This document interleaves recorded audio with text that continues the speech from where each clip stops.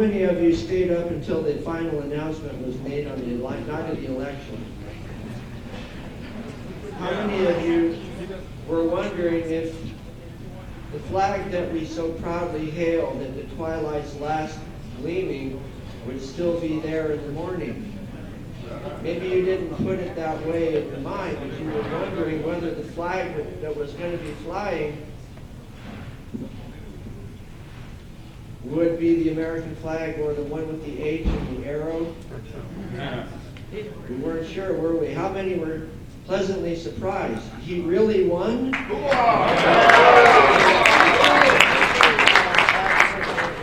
I was in Omaha, Nebraska, and my hope was that it would be a day of hallelujahs, fist bumps, and high fives. And it was.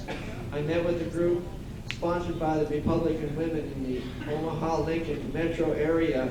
It was a group about this big, and it was one of the most pleasant audiences I've ever had the pleasure to speak before, because we were still all enjoying the reality of the fact that against all possible odds, according to Huffington Post on the morning of the election, Clinton had a 98% chance of winning. So, reliable Huffington Post was wrong. So I traveled around the country and I kept saying over and over again that President Trump was going to win. Because people would always ask me, do I have hope? And I would say, I would have to have hope if I'm motivated to travel around the country and speak to you, wouldn't I? Otherwise, it wouldn't be a very interesting book tour if I told you all kinds of unpleasant things about what were happening in the administration and what people like myself went through, and then said that there was no hope that we could change it. But, so fortunately, what I sensed was that there was a groundswell building among the people of the country, and that the mainstream media was missing it. Their measurements were not going down deep enough in the water. And fortunately, what I felt I was seeing turned out to really be true. That there was a groundswell, an emerging political movement that ended up, against all impossible odds, changing the course of our history. To me, the election was like a combination of Passover, a great deliverance, and a re-independence, a re-declaration of independence. So we've been given a great gift, a great opportunity. But the gift that we've been given and the opportunity that we've been given is not one for us to passively rest on. It's a call to action. We understand that, right? Basically what the election did was to create the boundaries or define the boundaries of the battlefield. It has drawn us up to the point where we now recognize the battlefield that we should be entering into. And like in any wise army, we have to understand the strategy of our adversary and their tactics, and develop effective counter-strategy and counter-terror tactics. Otherwise, we will not be ultimately successful. Because if you fight battles only based on tactics, tactics change constantly. And if you don't understand the strategy, you will miss the target more times than you will hit it. And you cannot afford to do that in a battle as serious as ours. And what is our battle? What is the nature of the battle that we're facing? Whether or not the United States will remain as a constitutional republic.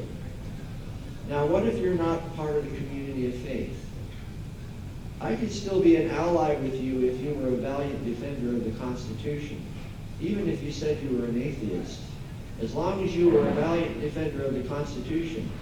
Because while you're adamantly declaring that you don't really believe there is a God, if you at the same time were a valiant defender of the Constitution, I wouldn't really need to argue theology with you.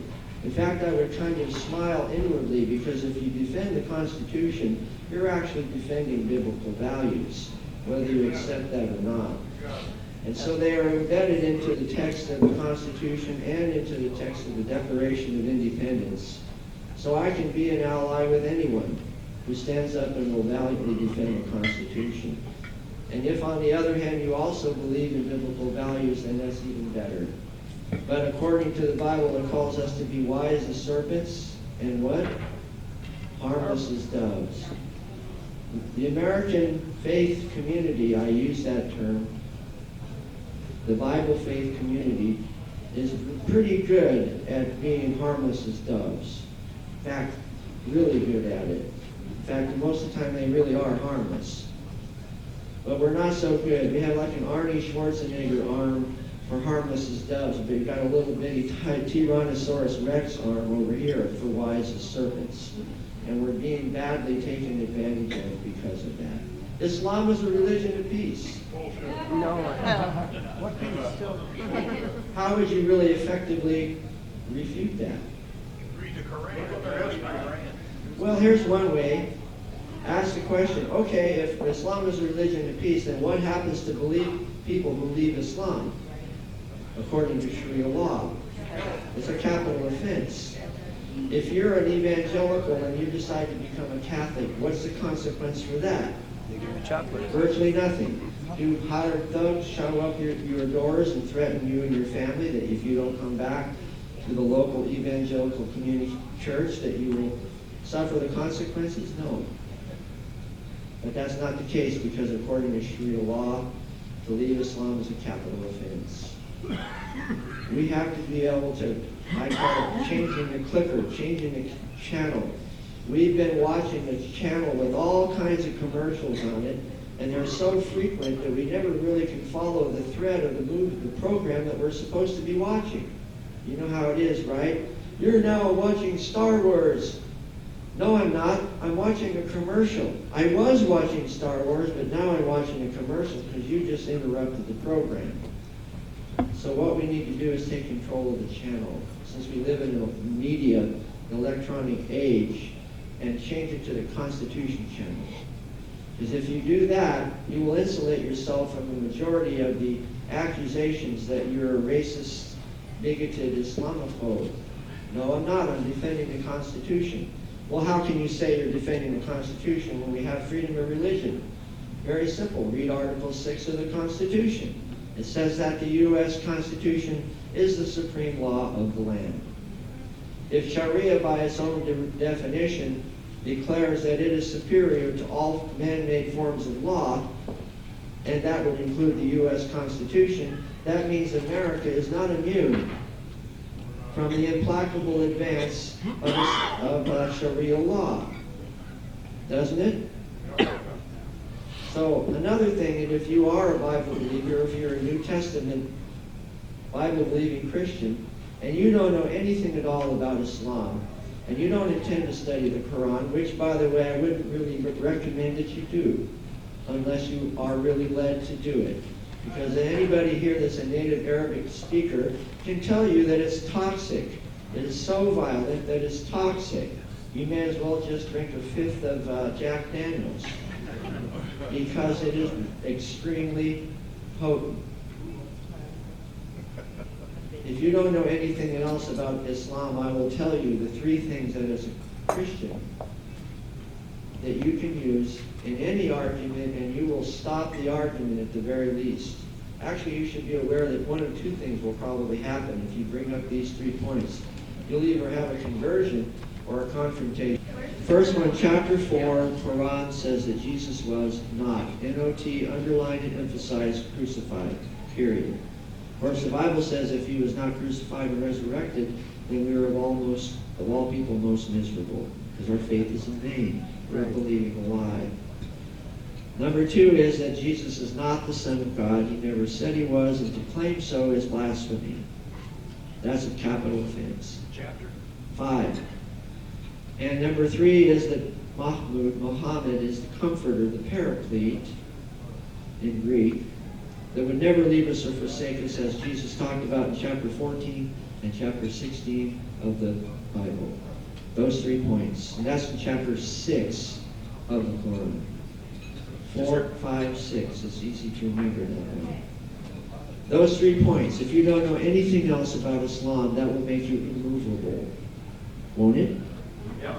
Because it's the basis of our faith, and it's the basis of the hope that lies within you.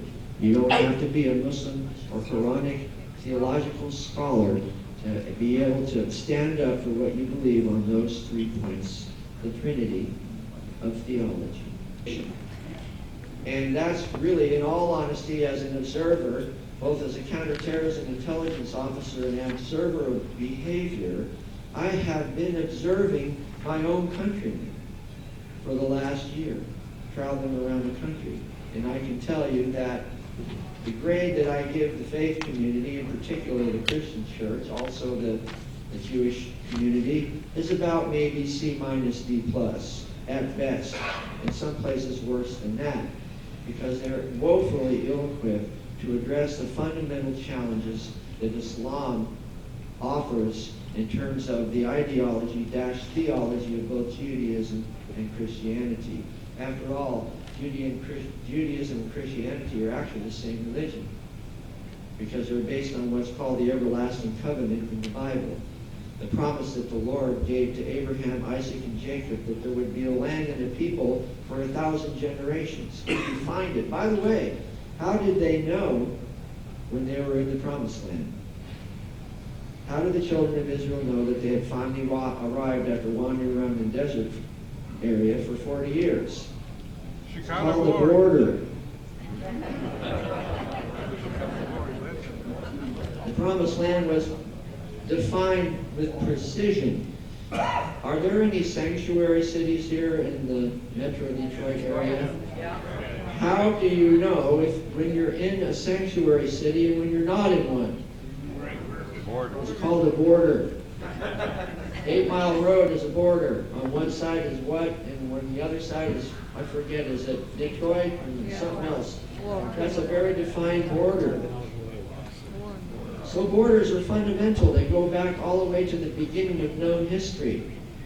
Every battle virtually in history has been fought over a border. Does anybody know, you guys can't answer, how many ethnic groups there are in Iraq? How about how many languages, major languages are spoken in Iraq? There's 4, Turkish, Kurdish, Arabic, and Persian. And there are about 72 different ethnic groups. And Aramaic, 5 Armenian, now. there is Armenian. Okay, 6 now. The point is that if you will, people here will tell you what happens if you cross the border into another ethnic group's territory. It can be fatal, can't it? They give you candies. So the point is that borders are fundamental. And it's interesting because the smaller a tribe is in a country like Libya, the more violent they are, because they have to defend their territory and make a statement to everybody else, you better not come in our territory, otherwise you'll be sorry. And then places like UAE and Omar and Qatar and so place, they only have one ethnic tribe. So they're more uniform and they're more stable. The more ethnicities there are conflicting with each other, like Syria, like Iraq, like Libya, and like Yemen, the more inter-ethnic violence you will have. And that's why you see these countries splitted like a shattered mirror. And each one of those pieces of a shattered mirror is a distinct border. And you can take your life into your hands if you don't observe those borders. By the way, so the way that you know when you're in a sanctuary city is called city limits.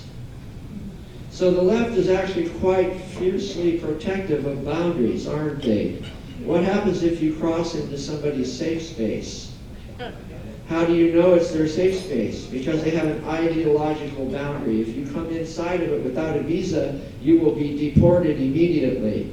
President Trump came into the ideological arena of the progressive left without a visa. And they're seeking very seriously to deport him, aren't they? And any of the other people that are citizens of his forming government are also they're finding ways to deport them too, aren't they? So how do you withstand a force like that? You use wisdom. According to the Bible, we're supposed to be wise as serpents, and it also says that wisdom brings down strong towers. The towers that we face are designed for conventional artillery barrages.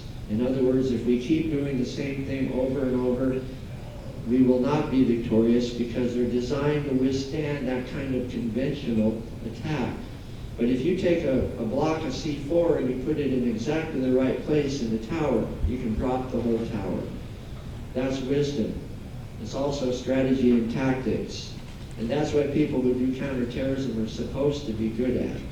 So if you're supposed to be able to discern and describe the strategy and tactics of the global Islamic movement, which by the way is what they call themselves, then how will you do that? Study the strategy and tactics of the global Islamic movement. Where do you find that? In the Quran. What is the strategy of the global Islamic movement? You are now all in my countering terrorism advanced targeting unit. You've all been take the oath, you're all in it. What's the strategy of the global Islamic movement? Domination. I hear some things that are similar. You're getting warmer. There it is. Somebody said it. Sharia law. What's the purpose of the caliphate? To create a governmental structure for the implementation of Sharia law. The objective of ISIS and Hamas and Hezbollah is not the caliphate per se. It's to implement a structure that allows the Sharia law to be put into the society. You follow me? Yes. From now on, we have to be very careful about words. Remember what Humpty Dumpty said about words to Alice in Wonderland? Words matter. He said, words mean exactly what I want them to mean, no more and no less. And Alice then said, well, then I guess it depends on who defines the word, doesn't it? So, Islam is a religion of peace, just not right now. See, that's the rest of the sentence. That's another way to look at it. Islam is a religion of peace according to the ideology of the worldview of the global Islamic movement, and that's why they're fighting. So there will be peace. It's counterintuitive, perhaps, but that is exactly the worldview. And they will because there's a concept, fitna. You guys know what fitna is, don't you? It's a very unpleasant subject, isn't it?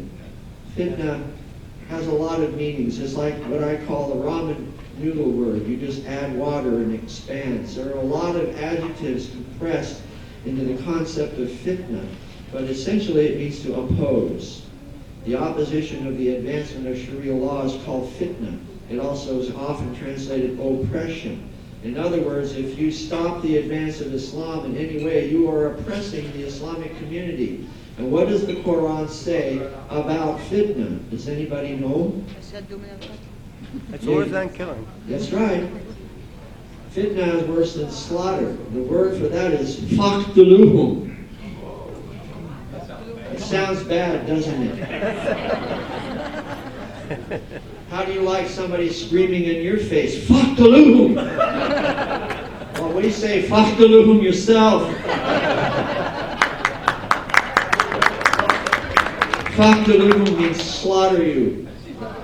If you cause fitna, you are to be killed, because fitna is worse than slaughter, according to the Quran.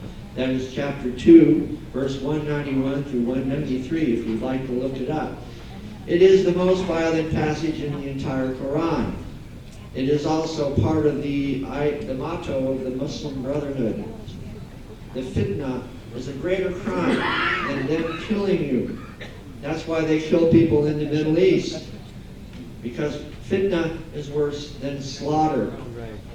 It takes a little bit of time to wrap your head around it, doesn't it? But that's the driving magnetic power of the global Islamic movement, that anyone that stands in their way deserves to be killed. Period. We're not excluded from it. In January, I made a declaration. Is this Leo? No, that's Paul Bremer. He's another writer from WND. Basically, I have said as loud and plainly as I possibly can, President Trump signed me up. I want to help you drain the swamp. If President Trump wants to drain the swamp, I can tell him where the valves are. I know. But just make sure that when we do this, you hold your nose, because it's going to stink to high heaven. And I don't know, and I sure do hope that this is a new generation of leaders that actually have the strength and fortitude to do what it's going to take to drain the swamp, because it's a nasty place.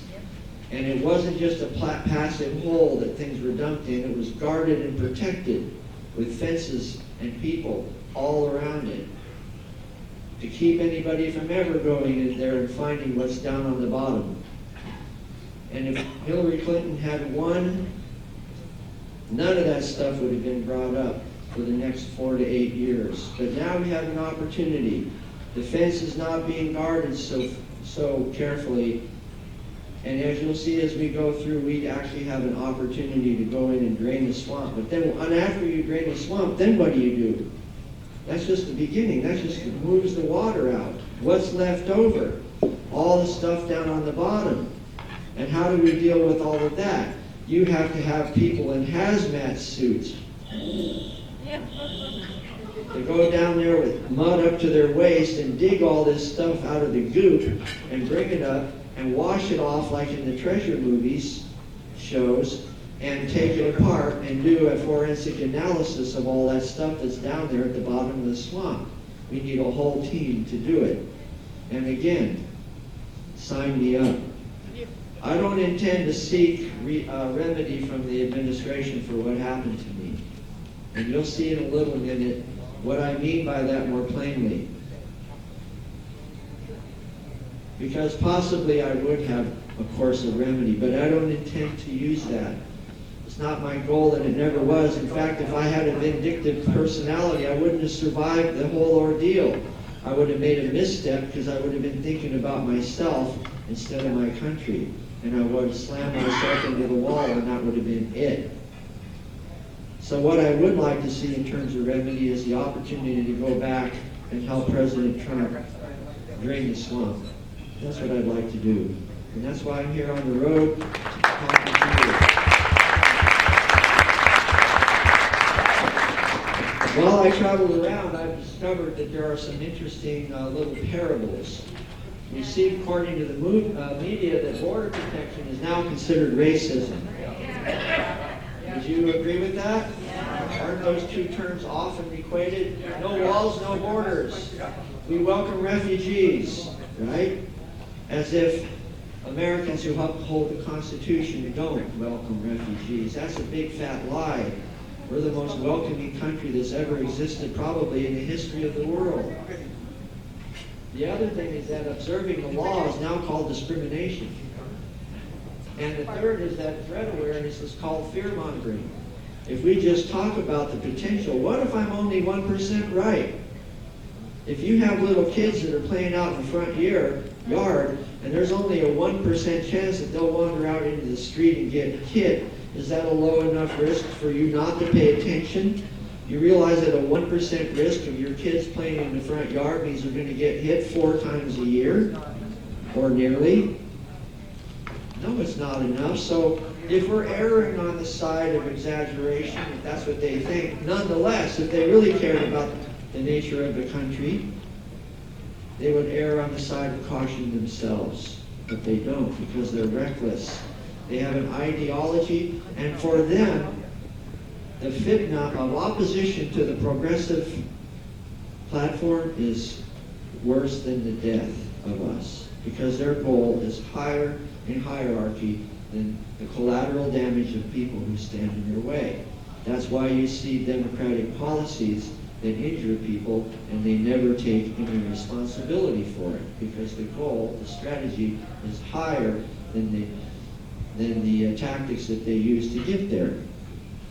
I also noticed that there are 3 arenas where you're going to see conflict in the days, weeks, and months. And in the first arena, you already have. The pushback from the executive orders on immigration reform have already precipitated an outburst of protests and legal actions across the country, right? And yet, those executive orders are based on constitutional law. So decisions are being made by the judiciary that are not based on law. They're based on ideology. We call it political correctness. And the second one is the political arena.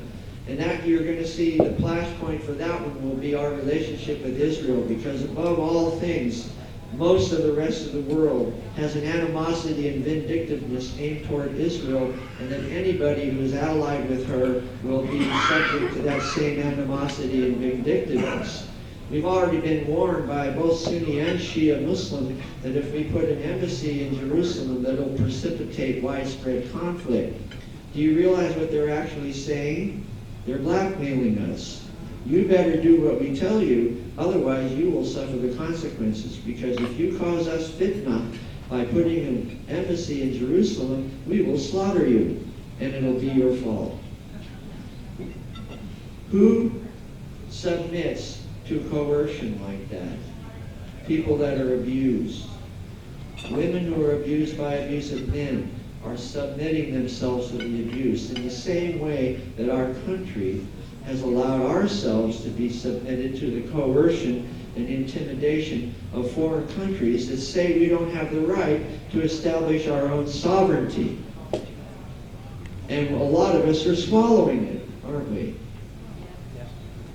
Maybe if I do just a little bit better next time, you won't beat me again. It's very, very similar to the psychology of abuse, because it is abuse. And the law enforcement arena is the third one, and that has to do with what you'll see in the days and weeks ahead, hopefully, is the designation of the Muslim Brotherhood as a terrorist group. That's in the law enforcement arena. We've already seen the pushback vis-a-vis immigration reform, right? These other two, political and law enforcement, are more volatile than the first one. So we need to be prepared for the possible consequences of actually going back and reestablishing our sovereignty. We shouldn't do any of these things without, like the Bible says, counting the costs. Are we really prepared to stand up for what we believe? We have to be. We have a privilege and honor of being alive in the year 2017, in a turn of history. A season is changing, just like in the natural. We're coming into spring. Well, there's a new season in our country too, and we have to seize the opportunity. If we let it go through our hand like sand, we will regret it for the rest of the time that we live, and our children will also regret it. But even if we're not ultimately 100% victorious in everything that we do, at least we can say that we did all we could, and no one will fault you for that. How are we doing on time? We're good. You're okay, Mr. Haney. And there's another three things that I learned. These are three threes. As I traveled around the country, I noticed that people were upset for three different reasons. The first one is this is an upsetting topic. When I scream at you, fuck the loom, that's upsetting, isn't it? So that's the first one, upsetting. And then the second one is no one told us about this. How come 16 years after 9/11, we still don't know hardly any more than we did before 9/11 about the strategy and tactics of the global Islamic movement? How come? If they're no threat, then what harm is it in learning about it? But if they are a threat, then there's great harm in not learning about it, isn't there? And who will ultimately be responsible when history writes the story of America in the last few years? It will be every one of us who were alive and didn't do our utmost for his highest, won't it be? And the third one is, what about DHS? In other words, I thought DHS was created to protect us from these threats. Then why is it that every time we turn around, the very people that are in positions of authority are abrogating their constitutional duties, and we're being confronted with these threats all the way across the country? Why is that? That's the three reasons why people are upset across the country. And that's why President Trump won. That's what I saw. So here's where we are now. Remember him? So I'm here to offer you a can of spinach. When he said that, I stands all I can stand, I can't stand some more, that was right before I opened a can of spinach. So that's what we need to do. Anybody seen this before? Okay, what are the two swords for? Well, okay, let's be a little more precise. One is for implementation of Sharia law externally, and the other one is for enforcement of Sharia law internally. The sword never disappears from Islam, because there is this pesky clause in the Quran about the people who are the troublemakers, who will always be there opposing the ultimate fulfillment of Islam, and there's provisions in there in the Quran to deal with them. Does anybody know what the white lettering says there? It says Al-Ikhwan al-Muslimun, the Muslim Brotherhood. This is the icon of the Muslim Brotherhood, the so-called moderate group that the Obama administration formed an alliance with and brought the leaders into positions of authority right inside the agencies like DHS. And how about the word down at the bottom in the yellow? Prepare. That's right. Prepare for what? Well, Malik told us what? To prepare to terrify your enemies. That's exactly what it does mean. The word in Arabic is turhibuna, to terrify your enemies. So if anybody ever says that terrorism or terrorists is not in the Quran, they're either woefully misinformed or they're flat out lying to you. Because the word is in the Quran, the very word terror. And that's what they're commanded to do. So that word that's at the bottom of the Muslim Brotherhood icon is derived from Al-Anfal, the spoils of war, chapter 8, verse 60. You think it was an accident that a moderate group chose a particular word to emphasize? Prepare. That's what it means, prepare. Prepare to terrify your enemies and defeat them. Does that sound like moderation? Despite all the obvious evidence, the Obama administration made a deliberate choice to bring these people in. And that's where I collided with them. I had been targeting the leaders of the organizations in the United States like Council on American Islamic Relations, Islamic Society of North America, North American Islamic Trust, and other ones, when the decision was made to bring those individuals into positions of authority within the administration. So what do you think was going to happen when that decision was made? Something had to give, didn't it? So the first response initially in the first year or two was just to simply ignore it. They tried that, but it didn't work because the records that people like myself put into the system were working. In other words, we were catching the bad guys. So if ignoring is not enough, what is the next step in the progression? What do you have to do if you can't just ignore it? Delete it. Delete it. There you go. And is there an administration we've heard a lot about modifying, deleting, and changing records lately? Well, where do you think it started? It started inside the law enforcement arena with the individuals who took a vow to protect our country, who posed an ideological threat to the Obama administration. And what was their choice of action? Act on law enforcement-based information in the law enforcement database, or go after the people that put it in there in the first place? Which one do you think they chose? Yes, and that's the third response. And it's the most obscene of all three of them. Because now you are morally involved. You're making a deliberate and intentional decision to go after the people who took the vow to protect the country from threat and to ruin them. And that's exactly what they did. At least that's what they tried to do. But they misunderestimated me. I was raised by an Iowa farmer who taught me the Midwestern motto, which is stop whining and get to work. And I learned it really well. And then I was an entomologist. Did you know I was an entomologist? You know what an entomologist is? They're the original nerds. They write down everything, right? You know, we patented the pen holder. That's our, entomologists created that. Clipboards, lab coats. Actually, I was an entomologist, and I really was a nerd, but I was a field nerd. I didn't work in the laboratory. I worked out in the farms.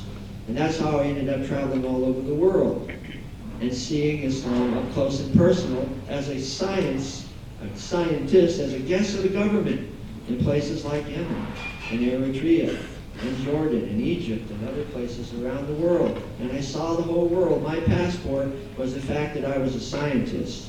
And I probably still would have been one except for 9/11. And as soon as 9/11 came, I signed up. I went to Max Cleland, our former congressman from Georgia, triple amputee from the Vietnam War, and he wrote a letter on my behalf to Tom Ridge, the first secretary of the Office of Homeland Security, as it was then called, recommending that they hire me. I ended up as a founding member of the Department of Homeland Security, so everything I'm telling you I saw from the very first day. And what happens when you combine the observation and critical skills of a nerd with a trained law enforcement officer who carries a gun whose specialty is counterterrorism? Pretty potent combo. Because I learned from my time in the Middle East the ideology of Islam and the worldview and what it looked like on the ground. And when I started interviewing people who were potential terrorists, they were usually caught before they ever realized what happened. Because I'm just a guy with white hair, and that was their first and last mistake. So I ended up going all the way to the National Targeting Center in Washington, D.C., and working in the secret squirrel headquarters of DHS. And that's where I worked on the case that I refer to so often. How many of you heard me talk about the 67 records that were deleted out of the system related to San Bernardino?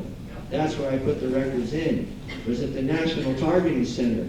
And if you look in the back of the book, you'll see that I was given credit for finding 300 terrorists related to that case. How many terrorists that we know of in the last few attacks have there been? Less than 10 total individuals that were directly involved in it. How many was I given credit for? 300. Just think about that. Why would the government shut a case like that down? Because it violated the civil rights and civil liberties of foreign nationals. Remember when it came out that Tashfeen Malik's social media had not been vetted? And they told you the reason why is because they didn't want to violate the civil rights and civil liberties of Tashfeen Malik, a woman from Saudi Arabia that married Syed Farouk. Remember that? Well, thank you, U.S. government. You just proved my case. The reason why they took all that information out of the system and came after people like me is because they became more focused on preserving the civil rights and civil liberties and privacy of foreign nationals and lawful permanent residents than they did U.S. citizens. That's a bold statement, Mr. Haney. Can you back it up? Yep. In a minute, you'll see. So this is Senator Cruz's ongoing effort to designate the Muslim Brotherhood as a terrorist organization. It's going on. Maybe he could use a little encouragement, do a little homework, look up who else is sponsoring the bill, give them a call. You don't have to be in their district, just give them a call. And the same with the House side. It's a mirror bill. It's in the House and the Senate. Same language in both. So that's something that's ongoing. By the way, you wouldn't really actually have to designate the Muslim Brotherhood as a terrorist group. You could do one of other two things, and it would be pretty effective.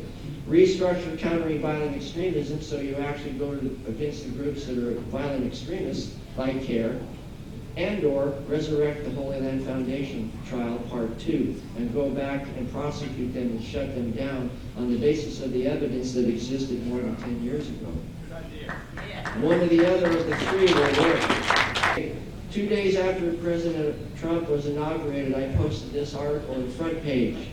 The Assembly of Muslim Jurists of America's ominous post-election statement. They called the election a calamity. What is calamity in Arabic? It's a very serious word, isn't it? When you have a calamity, it means it's really, really serious thing. They consider the election of President Trump to be a calamity. So this is a roadmap. It's a 14-paragraph document posted on the AMJA website November 28th of 2016. I took it and I walked through laboriously through every single word in the text and pulled out all the Quranic references that were buried in a camouflaged language. There are 32 of them, plus hadith and other scholarly references that tell you quite plainly what the intention of the Islamic movement in the United States is, because they expect to be designated. They expect President Trump to do what he said when he was campaigning, and they're already preparing for it. Assembly of Muslim Jurists of America doesn't sound that terrible in English, but in Arabic it is Majama Fuqaha al-Sharia de Amrikia. Did you catch those two last words? Sharia law in America. Don't let anybody ever tell you. This is the sun of the solar system orbiting in the United States, this organization.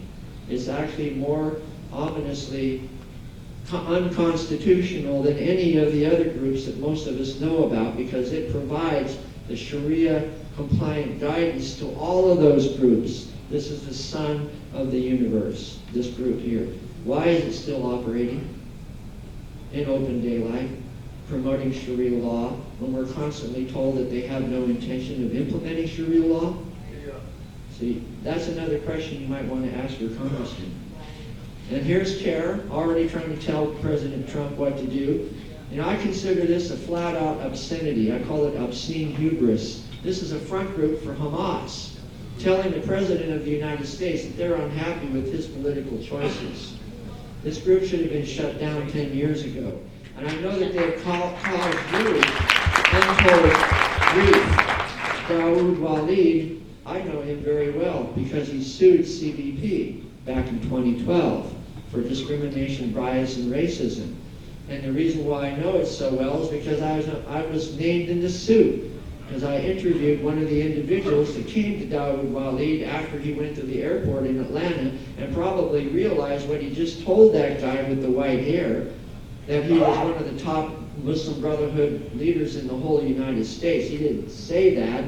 I knew it because I asked him how many different Muslim groups he belonged to. I thought he told me one or two. He told me 15 or 20. I kept writing them down and he kept saying them. I didn't stop him. And after he was done, he probably walked out of the interview and realized, what the heck did I just do? I better go see Walid real quick. And he did. And Margot Schleimer from Department of Homeland Security, Civil Rights and Civil Liberties encouraged him to file a lawsuit. Wait a minute, that's like a rodent gnawing off his own arm. You've got one branch of the government suing, encouraging a organization to sue another branch of the same government, another branch in the same agency, DHS. But that's what happened. It's called the Cherry case, Cherri. That's Dawood Walid, or Walid Dawood. Look it all up. Anyway, they're still intruding themselves into the social, into the political, and the law enforcement arena to this very day. It shouldn't be happening. I'm not against civil rights, nor am I against the freedom of speech, but if you know that CARE was founded by two members of Hamas, wiretapped in Philadelphia in 1993, creating the original organizational structure of CARE, then why is it that 25 years later they're still operating? Probably because so many members of the House and the Senate have taken money from them. If they actually go forward and designate them, it's going to be a real problem for everybody, isn't it? Right. Including Paul Ryan. Yes. How many know who this guy is? I call him the Kid because his father was famous. This is al-Sadr. And he went to Qum in Iran a few years ago and got what I call Ayatollah eyes. He's now the leader of the Iranian regime in Basra in southern Iraq.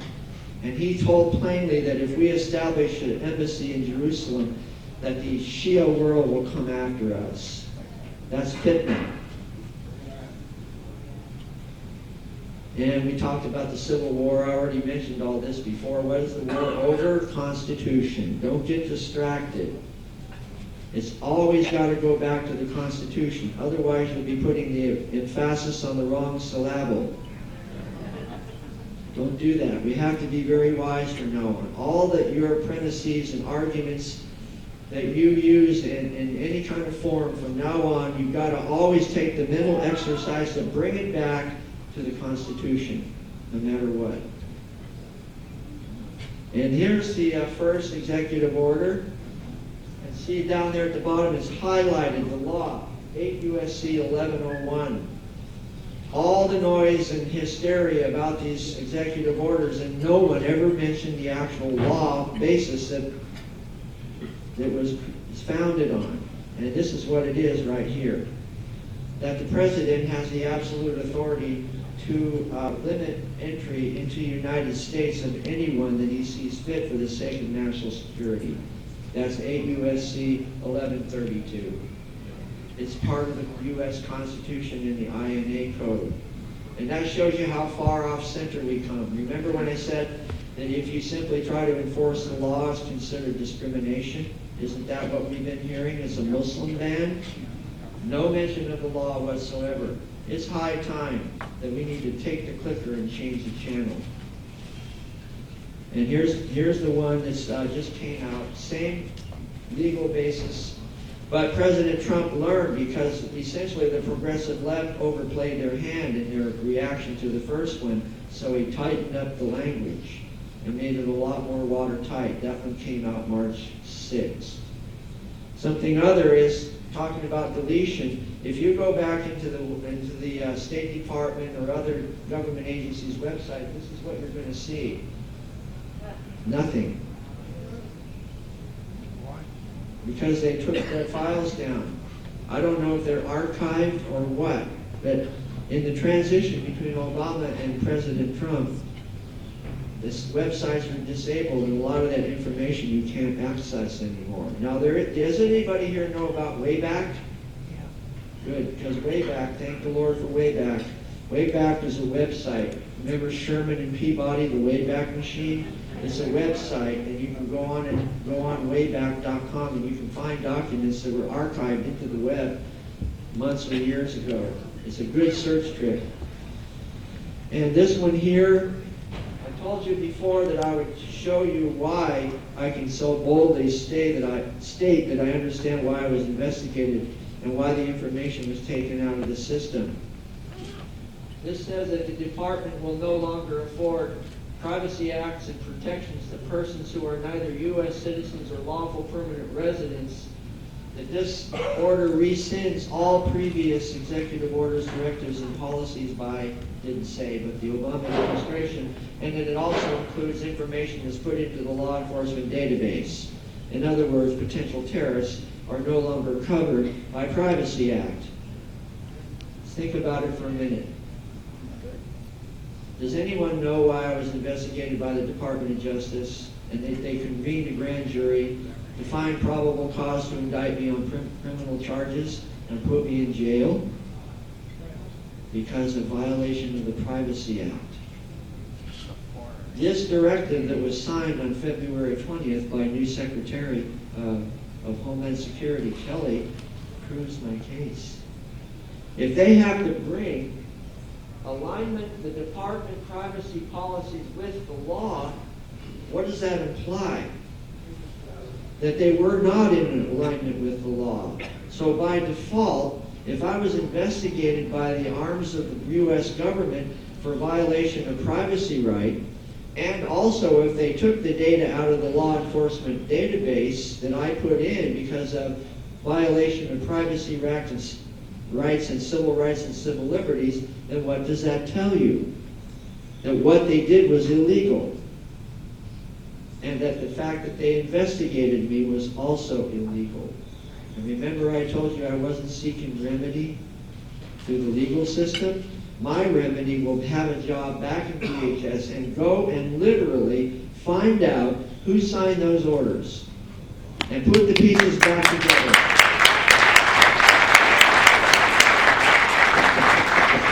This is the second most spectacular thing that's ever happened in the course of my law enforcement career. The first one was when the FBI released the unredacted transcript of their interview with Enrique Marquez, the person who provided the guns to Syed Farouk and Tashfeen Malik in San Bernardino. Did you know there were actually 3 people involved in the San Bernardino shooting? It was Enrique Marquez. He was related to Syed Farouk through marriage fraud, but marriage nonetheless. And in paragraph 23 of the transcript, it says that Syed Farouk talked to Enrique Marquez about Tablighi Jamaat, which I said in front of the American people on the 10th of December on Megyn Kelly's program, that it was Tablighi Jamaat connected to the San Bernardino shooting. She said, "Who's that?" And so I told her. What if I had said that Syed Farouk was part of Hamas, or Hezbollah, or Boko Haram, or you name it? He would have still been a terrorist, right? But I would have been wrong on a technicality, and I would have discredited myself in front of 17 million people. and my agency would have come the next day, and they would have said, see, that's why we investigated him 9 times. He's an unreliable witness, and he's an Islamophobic racist. See, we told you. That's why we did it. But thank the Lord, I was right. And the FBI thing proved it. No pressure. I'm only talking to 17 million people and directly contradicting the entire Obama administration. How's that for a day's work? So I've never seen ever, anybody here in law enforcement ever seen the FBI release an unredacted transcript of any active case? But they did. And a shockwave went across Washington with the people that I know. How in the world did you know, Mr. Haney, that it was them? It's because I worked on the case at the secret squirrel headquarters that I told you about before. And that the government deleted those records out of the system, and then they came and they revoked my secret clearance. They cut off all access to the system. They sequestered me in a little room for 11 months straight, and they took my gun. That's like being stripped naked. If you're in the military, it's like those old Western movies where they cut off the epaulets and strip the guy of his rank. To be taken, your gun taken you in front of your colleagues, it's like being stripped naked. Because it's a symbol of the authority that you work hard for and maintain your oath for. And they did it on purpose for that very reason. I was under investigation by 3 different branches of the U.S. government, all at the same time. DOJ, DHS Internal Affairs, and Department of Homeland Security Inspector General. And I still retired honorably 31st of July 2015. And you think that wasn't the Lord's help? It was. There's no way I could have managed to go through that whole labyrinth without crashing into the wall any number of times if it wasn't for the Lord, grace and the wisdom that the Lord gave me. For the reason why is I never went out of chain of command. You hear a lot about WikiLeaks, Snowden, Manning, releasing information. That's one part of the story. What was the information that they leaked? Should we know it? Should we not know it? That's another debate. But from my perspective as a surviving whistleblower, the fact that they didn't follow the chain of command invalidates their effort from my perspective. Otherwise, why bother following the chain of command? If you can just release the information with no consequences. But I never violated the chain of command. And right now, my chain of command is the U.S. Congress. And I'm in the process of putting together all the documents. I've got FOIA documents too, along with that directive that I just showed you, proving my case. In a nutshell, the U.S. government says that the Tablighi Jamaat case that I worked on at NTC never existed. That's their official position. So, what am I going to do? Well, that remains to be seen, but stand by for news in the next few days, weeks, and months. Which also means that the story that's in the book has taken on another entire dimension of power. Because it's a live story and nothing in the book has been resolved yet. Not only is it still alive, it's gotten more powerful than it was before the Trump administration took power. And now I have the hope and the possibility that I'll actually be able to get to the bottom of what really happened. This is Steve Bannon, just a couple articles on him. I didn't know until I read the editorial 2 weekends ago that I was actually one of the 3 most influential people in Steve Bannon's life. So that was a nice way to find out it from a snarky editorial in the New York Times. But they quoted me down at the bottom. It's actually a pretty good quote for being a snarky article, accusing the Obama administration that they compromised the security of citizens because of the ideological rigidity of political correctness. That's not so inflammatory, is it? If Steve Bannon is listening to people like that, then go for it, right? And what is this one? Oh, this is Rutland. Anybody heard about Rutland? Oh, yeah. Well, this is Rutland. You guys need to work with them because it's not the only place, but it's one of the places across the country where they were actually able to push out the mayor and elect somebody who's more following the law. And then we have the 46, is it U.S. attorneys that are resigning as of today and yesterday? One of them